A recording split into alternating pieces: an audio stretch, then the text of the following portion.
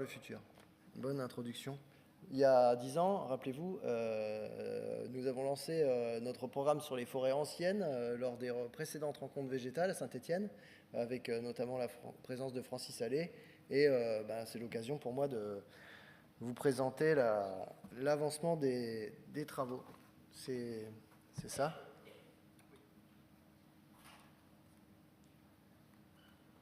Voilà. Donc rapidement, en introduction, les forêts, c'est un vrai enjeu de biodiversité. Quelques chiffres pour s'en convaincre.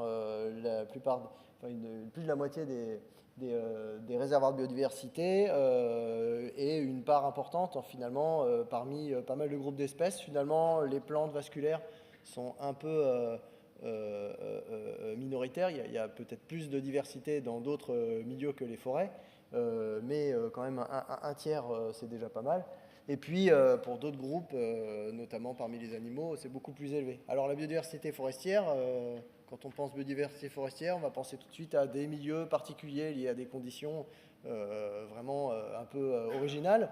Quelques photos, par exemple, dans les traits subalpines, dans les forêts alluviales, dans des forêts d'éboulis. C'est ce dont on traite dans notre catalogue des végétations forestières du Massif central, que je vous invite à lire, mais c'est qu'une petite partie de la biodiversité forestière finalement, et des forêts qui poussent dans des endroits, sous des conditions, dans des contextes écologiques finalement ordinaires, et même avec une flore vasculaire un peu ordinaire, peuvent être des hauts lieux de la biodiversité si elles abritent des caractéristiques particulières. Rapidement, quels sont les éléments importants sur lesquels va réagir la biodiversité forestière? Alors tout d'abord, il y a l'ancienneté. Les forêts anciennes, ce sont les forêts qui étaient déjà des forêts au moins il y a 150 ans, et puis surtout quand elles sont restées des forêts au fil des temps et des vagues de défrichement successifs. Pourquoi? Parce qu'elles ont un sol particulier et elles hébergent des plantes notamment, mais aussi des champignons, toute une microfaune qu'on trouve beaucoup plus rarement dans les forêts récentes. Ce n'est pas le seul facteur important pour la biodiversité forestière. Il y a une très grande importance de la maturité biologique. Et là, on fait référence à la présence de bois morts, de gros diamètres, de vieux arbres. Et un tiers des espèces sont dépendantes de la présence de ces éléments de maturité. D'autres éléments également importants, la structuration du couvert, la présence et la dominance d'essences locales, du fait de ce phénomène de coévolution, et puis des aspects de continuité, non seulement temporels, comme on peut le voir avec l'anxiété, mais aussi, pour faire écho à la précédente présentation, collectivité au niveau du paysage. Bien sûr, ces enjeux sont maximum et ces critères sont tous cochés quand on a une forêt qui ressemble à une forêt naturelle. Et donc avec tous les critères, l'ancienneté, la maturité et un peuplement irrégulier d'essences autochtones, on va dire. Désolé, on n'a plus de forêt vierge en France métropolitaine, j'espère que je ne vous déçois pas. Mais on a des forêts qui, du fait d'une gestion forestière suffisamment extensive ou alors abandonnée depuis suffisamment longtemps, et du fait qu'elles sont restées des forêts anciennes, ont retrouvé des caractéristiques de forêts naturelles. Ici, une des premières réserves biologiques intégrales créées, en l'occurrence, en forêt de Fontainebleau. On parle donc dans ces cas-là de forêts, alors beaucoup de termes compliqués en français qui montrent bien qu'en France, pas forcément très familier avec la nature sauvage et c'est quelque chose qui nous brûle un peu la langue. En anglais c'est plus simple, oui, en allemand aussi, il y a des termes un peu plus directs pour en parler, mais bon voilà, forêt subnaturelle, à caractère naturel, vieille forêt, pour désigner ces forêts qui sont les plus proches de l'état naturel. Bien sûr, il y a des gens qui ont travaillé sur le sujet depuis un moment déjà, des écologues, il y a eu des colloques, les colloques co-organisés par le WWF, les colloques naturalité à Chambéry, qui ont vraiment bien lancé le sujet en France, mais ça a été longtemps délaissé. Je ne vais pas détailler les raisons qui font qu'on s'est longtemps en France, la communauté des naturalistes et des gestionnaires des milieux naturels peut intéresser au sujet. Il y a des auteurs qui en ont mieux parlé que moi. Mais en gros, il est enfin identifié comme un enjeu prioritaire. Si vous pensez que les tourbières, c'est un enjeu prioritaire, bon là, on est sur des enjeux comparables, en termes de fragilité, d'urgence, de richesse, etc. Au niveau européen, national, régionales, à plein de niveaux différents. Et donc on y travaille dans le Massif central depuis un moment. Il y a des critères qui commencent à être un peu débattus et définis au niveau national. Je vais pas, à la fin, je vous donne des chiffres là, des seuils, et puis à la fin, je vous dirai de les jeter par la fenêtre, vous verrez. Mais c'est pour vous donner une idée un peu de quoi on parle. Et mieux qu'un long discours, une photo dans le Cantal de ce à quoi peut ressembler une forêt subnaturelle, avec des vieux arbres vivants.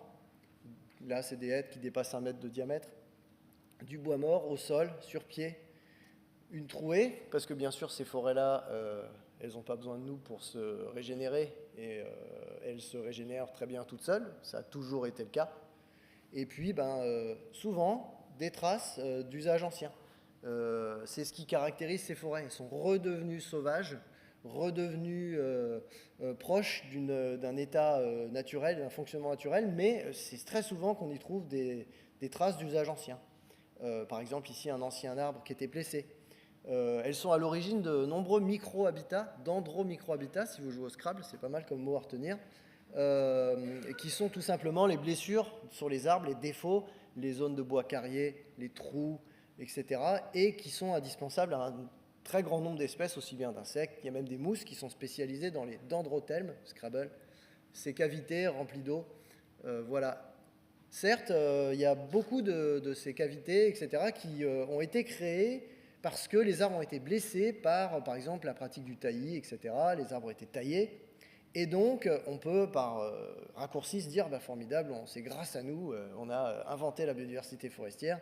Bon, c'est sûr qu'il y a plus de nombreux micro-habitats sur ces arbres qui ont eu un passé de pratiques particulières, hein, de taillis, de taille en tétard, etc. Mais c'est surtout parce que ces pratiques ont été abandonnées que ces arbres, on peut les trouver, parce que sinon, classiquement, on a tendance à éliminer ces arbres des forêts de production puisqu'ils présentent des défauts. Voilà, donc la diversité de ces micro-habitats, pour être un peu simple, plus un arbre est vieux, plus il est gros, plus il a pu mener une longue vie tumultueuse avec des accidents de parcours, plus il a de chances d'avoir une diversité de micro-habitats. Et un vieil arbre, donc un gros arbre souvent, peut en abriter plusieurs, quelques diamètres, voilà, faut avoir... À partir de 50, pour un hêtre, ça commence à devenir intéressant, mais c'est surtout au-delà, 70, etc. Puis les sapins, c'est surtout au-dessus de 80, 90, 100 que ça devient vraiment très intéressant, tous ces chiffres hein, issus d'études, notamment de Larieux et collaborateurs. Mieux qu'un long discours. Ambiance brumeuse dans le Haut-Forez. Donc, on travaille depuis du coup quelques années là-dessus. On essaye d'identifier ces peuplements.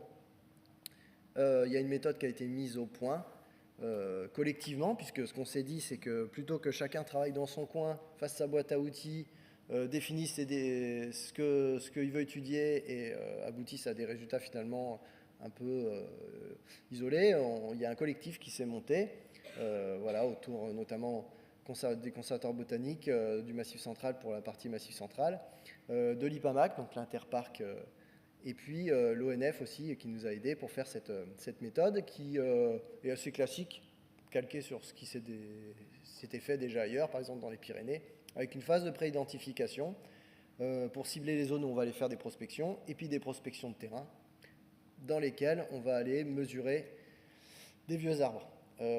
C'est pas un relevé botanique complet, on va pas faire un relevé de toutes les espèces de lichens, de mousses, etc. qui poussent sur les arbres, c'est essentiellement quels arbres poussent, quelles sont les caractéristiques des plus gros. Et donc, finalement, des mesures de forestiers assez classiques. Et puis, un peu l'observation des indices qu'il peut y avoir d'usage ancien. Voilà, je vais passer un peu rapidement sur la méthode, puisqu'on peut former, si vous êtes intéressé pour déployer ce travail sur votre territoire, on peut venir vous former à la méthode. Du coup, à la fin, ces descriptions de peuplement, avec notamment la mesure et le dénombrement et la description des arbres vivants et morts dépassant un certain diamètre. Donc pour les arbres vivants, classiquement, c'est 67,5, pour les arbres morts, c'est 40, permettent de calculer un indicateur. Là, ici, voilà, ça ne nécessite pas un matériel très important. C'est des outils de mesure un peu classiques avec en plus de quoi faire un tour rôlascopique pour les gens qui connaissent s'il y a des forestiers dans la salle. On commence à avoir un certain recul, puisque maintenant on rassemble toutes ces données au sein d'une base de données qui s'appelle la base de données des vieux bois du Massif central, plus de 1300 placettes, à peu près un tiers de ces placettes qui s'avèrent être matures, puisqu'on peut calculer un indice appelé indice IMAT, qui est inspiré des travaux d'une équipe du LESEM avec qui on travaille, dont fait partie Laurent Bergès, qui est président de conseil scientifique, et puis son collègue Marc Fur. Et donc, quelques exemples, voilà, là c'était les diamètres maximum et puis moyens un peu qu'on peut avoir par essence. Alors vous voyez qu'on a quand même des gros arbres dans tous ces... les plus gros qu'on puisse avoir dans notre base de données, c'est des châtaigniers. Et puis ensuite, on a quand même des hêtres, un hêtre qui atteint 2 mètres de diamètre, un peuplier noir d'1 mètre 75 et un sapin d'1 mètre 43. Ces mesures portent donc sur les arbres vivants, plusieurs milliers, et des pièces de bois mort. Et donc, comme je vous disais, permettent de calculer un indicateur synthétique, de leur donner une note finalement. Parce qu'on arrive, il y a des arbres, etc. Mais comment on fait pour hiérarchiser ces secteurs et trancher sur le niveau d'intérêt des différents sites? Il faut pouvoir les comparer, et donc c'est pour ça qu'il y a ces mesures, et c'est pour ça qu'on peut calculer un indice de maturité. C'est des données sensibles, puisque c'est des données, d'un point de vue naturaliste, c'est des zones intéressantes, mais aussi c'est des relevés qui se trouvent chez des gens. La forêt appartient à toujours un propriétaire en France, qu'il soit privé ou public, et donc du coup c'est des données qui ont un caractère sensible, mais qu'on peut utiliser à des fins de préservation de la nature ou d'études. Pour l'instant, ces mesures ont été assez localisées dans certains territoires et n'ont pas été, j'essaie de voir combien de temps il me reste, pas beaucoup. Notamment dans le Cantal, il y a eu beaucoup de travaux portés par le parc des volcans d'Auvergne, en Ardèche, sur les ENS du département de l'Ardèche, et ailleurs, c'était beaucoup plus diffus. Donc voilà la proportion des forêts anciennes, où est-ce qu'on les trouve, des peuplements matures. Là, c'est la proportion de surface mature identifiée. Ça ne traduit pas forcément directement la richesse de chaque département en peuplement mature, puisqu'il y a ce biais de... Voilà, il y a des études qui ont été ciblées, mais quand même, il ressort que les monts du Cantal présentent des enjeux très forts. Et puis également dans les montagnes d'Ardèche, il y a des... surtout en hêtraie sapinière, mais d'autres types de peuplements peuvent être concernés. Par exemple, en forêt alluviale, vu tout à l'heure, on a parlé de forêt alluviale des grands fleuves qui présentent des enjeux de conservation très élevés en tant qu'habitat, si en plus si elles sont matures, l'enjeu est encore démultiplié. On a aussi des cas de figure où les arbres sont vieux, la forêt est mature, sans pour autant avoir des arbres très gros, parce qu'ils poussent sous des niveaux de contraintes élevés. Deux exemples ici, sur le sud de Sahara, en Ardèche, voilà, pas très loin du Mézin, et puis un pin dans un peuplement sec. Ici, dans la hêtraie subalpine, avec des arbres qui sont vieux, porteurs de micro-habitats, mais qui atteignent des diamètres. Déjà, quand on a des sapins de 60, 70, ils peuvent atteindre 90, mais c'est plutôt rare. Et voilà, un exemple encore plus extrême d'une tourbière boisée, qui est un habitat, je ne vous referai pas la présentation d'il y a quelques années, mais voilà, qui est un habitat d'intérêt très fort. Et en plus, il se trouve qu'on a 2 tourbières dans le Massif central qui abritent des populations indigènes de pins à crochet et qui sont des forêts matures, anciennes, sur ce...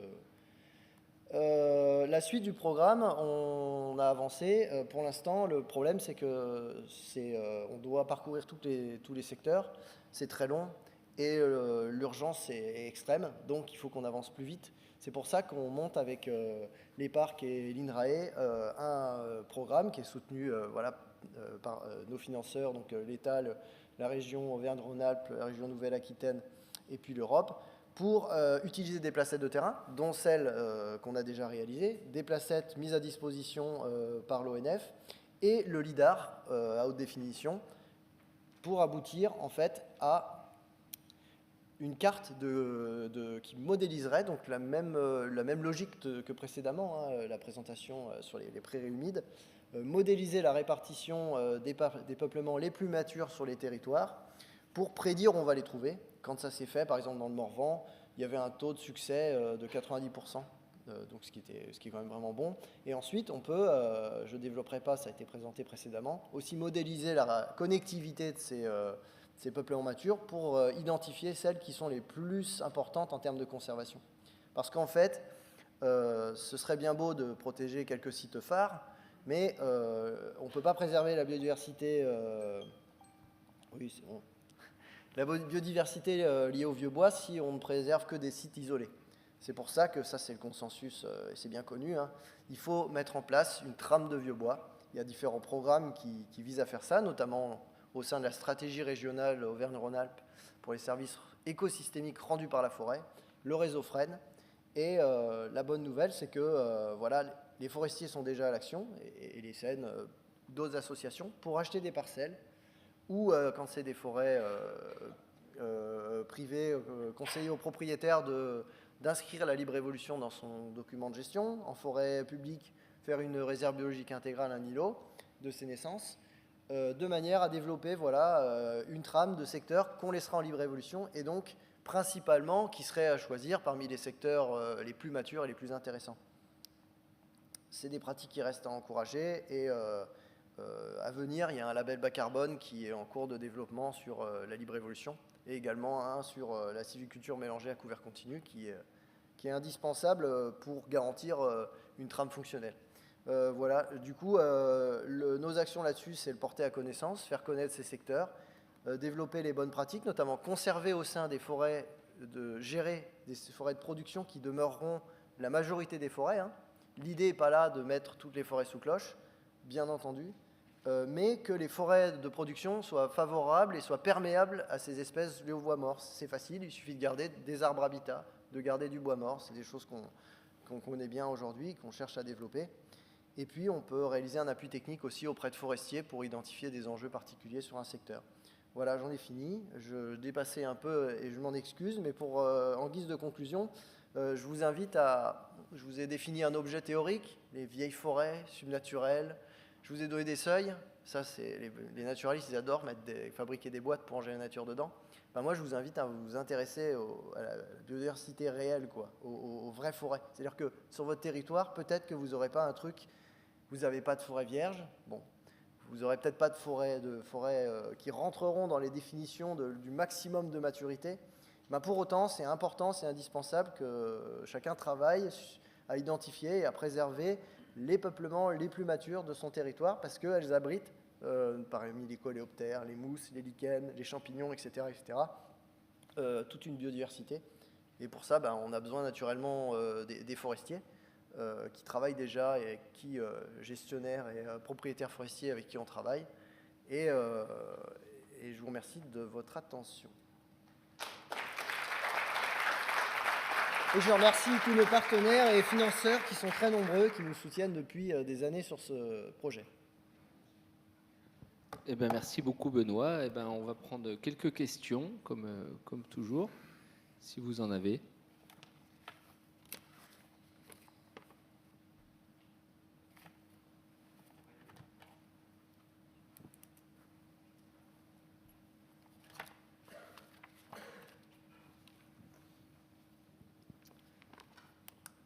Bonjour, merci pour la présentation de ce projet-là qui est hyper intéressant et important. Donc, bravo pour votre travail déjà. Et ma question c'était, moi j'habite dans la Creuse, dans le Limousin, et j'ai vu que sur le fromage déjà il y avait quasiment rien. Enfin il y avait rien en fait. Et du coup ma question c'est savoir est-ce que des bénévoles, par exemple les observateurs du réseau des CBN ou des choses comme ça, des bénévoles pouvaient déjà signaler des forêts anciennes ou participer pour essayer d'identifier des points d'intérêt comme ça. Merci. Ouais, bah merci pour la question. Alors, des forêts anciennes, c'est pas forcément indispensable parce qu'on a déjà les cartes, et puis c'est quand même des forêts qui sont abondantes. Par contre, des forêts matures, c'est-à-dire des forêts qui sont en plus d'être anciennes avec des vieux arbres, etc., c'est important, et je vous invite à le faire parce que justement, sur le portail de l'Observatoire régional de la biodiversité, il y a un petit portail qui permet aux gens de faire remonter de l'information de ce type. C'est assez simple, il faut délimiter une zone et il faut donner quelques caractéristiques, par exemple la densité, ou la densité estimer une densité à l'hectare d'arbres dépassant les seuils, donc diamètre 70 classiquement, pour que nous on puisse avoir des éléments un début de diagnostic pour pas... parce qu'en fait, c'est un peu chercher une aiguille dans une meule de foin. Donc ça, jusqu'à présent, le programme a mis longtemps à commencer dans le Limousin, puisque la région attendait qu'il y ait un programme qui se monte sur l'ensemble de la région, ce qui peut se comprendre. Donc du coup, mais là, cette année, ça y est, on va faire du terrain sur des secteurs qui nous ont déjà été signalés par un certain nombre de naturalistes ou de forestiers.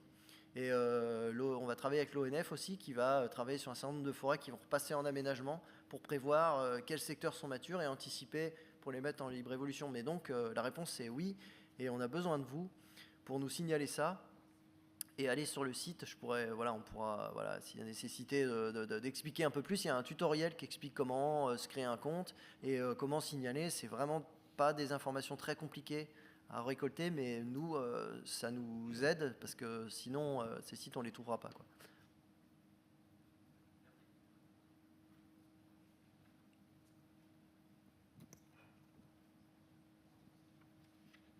Oui, merci. Maxime encore. Donc, du coup, Benoît, tu as parlé de seuil, hein, donc, à utiliser pour la modélisation, hein, des seuils de diamètre de gros bois à très gros bois. Moi, j'aurais voulu savoir si dans le travail que vous avez mené jusqu'à présent, vous avez adapté des seuils pour les forêts méditerranéennes et différents types de forêts méditerranéennes. Donc, voilà, si vous avez des seuils adaptés, des retours d'expérience à partager là-dessus, on pourra en discuter par la suite. Ouais, alors en fait, moi j'ai une grande passion pour utiliser les outils déjà faits, et c'est pas par fainéantise, c'est parce que, enfin, c'est un peu peut-être par fainéantise. En fait, on s'est basé beaucoup sur les travaux autour de l'IBP, et il y a eu pas mal de travaux. Alors les réflexions sur l'état de conservation des habitats forestiers pour le rapportage de la directive Habitat,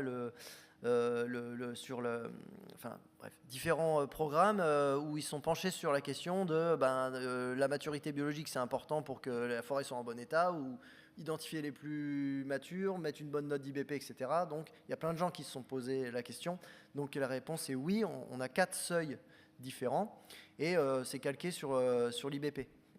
Pour le relever, alors après, on aura sans doute, et on affine, on a déjà commencé à affiner. Donc les seuils, c'est 67,5 pour contexte classique. Ensuite, quand on est sous forte contrainte, mais hors climat méditerranéen toujours, étage 10 subalpin, sur une zone humide, etc. Là, les seuils sont rabaissés, c'est 47,5 pour les arbres vivants. Et au méditerranéen, c'est 57,5 hors contrainte, et sur dalle, je crois que c'est 27,5. Donc ça, c'est le seuil à partir duquel on note les diamètres et l'essence de l'arbre sur la placette. Et après, dans l'analyse, on attendait d'avoir un matériel suffisant pour pouvoir un peu affiner et pousser les seuils et pouvoir hiérarchiser davantage. On se rend compte déjà que au niveau du sapin, ne serait-ce que de par la littérature scientifique sur les dendromicrohabitats, il y a sapin et peuplier noir qui ont des capacités de croissance vraiment importantes. C'est plutôt au-dessus de 77,5. Voilà. Alors, le seuil exact et les densités exactes, on ne les a pas encore gravées dans le marbre. Pour la faire simple, il y a des programmes qui ont été montés qui visent d'emblée à identifier les hotspots et à ignorer le reste.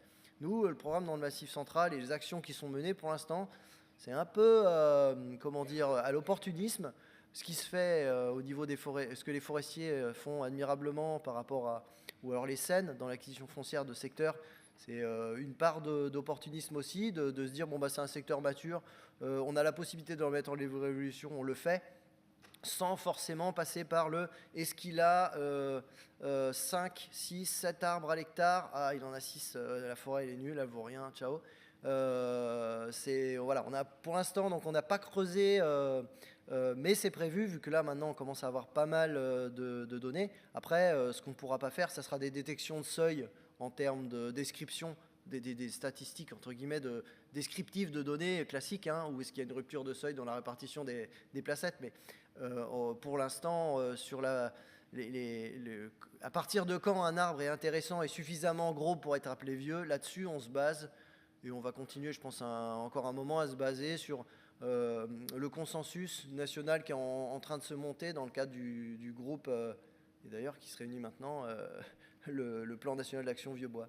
Donc voilà, après on affinera un peu. Ce qui est sûr, c'est que voilà, on se rend compte que pour les hêtres, ça pourrait être un petit peu abaissé par rapport à 67,5. Pour les sapins et les peupliers noirs, c'est probablement plus autour de 80. Voilà quoi, mais de toute façon, on peut déjà travailler en Méditerranée en se basant sur les seuils de l'IBP.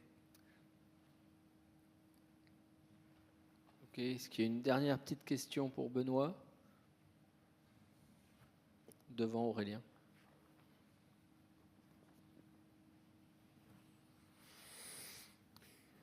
J'avais une question très pragmatique. Si on devait citer un site vraiment remarquable qui cocherait effectivement tous les critères qui ont été cités et qui serait menacé, quel serait celui-là en Auvergne-Rhône-Alpes? Alors, qui serait menacé, je sais pas forcément. En fait, je peux vous citer des sites remarquables que j'ai portés à connaissance ou que différents parcs ont porté à connaissance des gestionnaires. Privé et pas mal public, parce que c'est vrai que travailler sur les forêts publiques, il y a un gestionnaire unique voilà, qui a des compétences naturalistes en interne, une politique de développement en trame de vieux bois. Voilà. Donc je peux vous citer des forêts qui sont en forêt publique, qui sont connues, qu'on a identifiées et qui ont de bonnes chances de se traduire par un classement en libre évolution pérenne via îlot de sénescence ou via réserve biologique, même si c'est plutôt là, on est plutôt sur des sites assez petits, donc c'est plutôt des îlots de sénescence. Après, des sites qui seraient menacés, il faudrait regarder, parce qu'effectivement, tant qu'il n'y a pas un statut de protection, on pourrait dire tous les autres, tous ceux qui n'ont pas un statut de protection fort, actuel, c'est-à-dire libre évolution, marqué dans un document de gestion, etc., ils sont menacés. Parce que l'erreur qu'on a fait sur la thématique forestière, c'est pendant longtemps de s'en désintéresser, plein de raisons, manque d'appétence pour le sujet, mais aussi sentiment que bon, il ne se passe rien en forêt. C'est préservé, et puis en plus c'est inaccessible. Donc, alors tous ces fameux sites inaccessibles sur des pentes, on les voit se faire exploiter les uns après les autres, ce qui moi m'étonne pas parce que je suis ingénieur forestier à la base, donc exploiter dans les pentes, on m'a appris à le faire. Hein. Donc finalement, on peut dire que tant qu'elles ont, la plupart sont menacées, parce que tant qu'elles n'ont pas un statut de protection, même si elles ont atteint cet état parce qu'elles ont été oubliées, le propriétaire savait plus trop, on n'avait pas trop besoin de bois ces dernières décennies. Voilà, c'est pas que la gestion, l'exploitation forestière est une menace globale c'est que le manque de planification, le fait qu'on les ait pas identifiés, on les connaît pas, ces sites. Et dans le Morvan, juste pour attester du niveau de menace, pendant le travail, pendant qu'ils ont fait les relevés sur le terrain pour les comparer avec le lidar, ils se sont rendus compte qu'un site sur 5 qui avait été identifié comme mature avait été coupé entre-temps, quoi. Alors, bien sûr, on peut exploiter la forêt, couper des arbres, faire du bois, c'est pas gênant, il n'y a pas de problème. Le problème, c'est que ces peuplements matures qui représentent 1% des forêts, par essence, si on coupe les vieux arbres, ils sont plus là, quoi.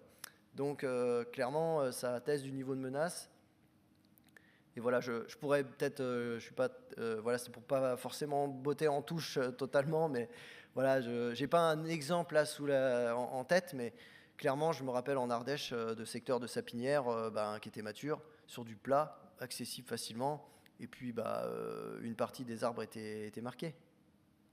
Donc il n'y a pas eu le travail de gestion forestière d'accord, ok, on va en exploiter, parce que c'est possible, hein, des peuplements avec des très gros arbres, en futaie jardinée de sapins, on peut avoir des très gros arbres qui dépassent le seuil, et on peut continuer à faire de la gestion forestière, hein, il suffit juste de garder des arbres habitats, d'avoir un diamètre objectif, voilà.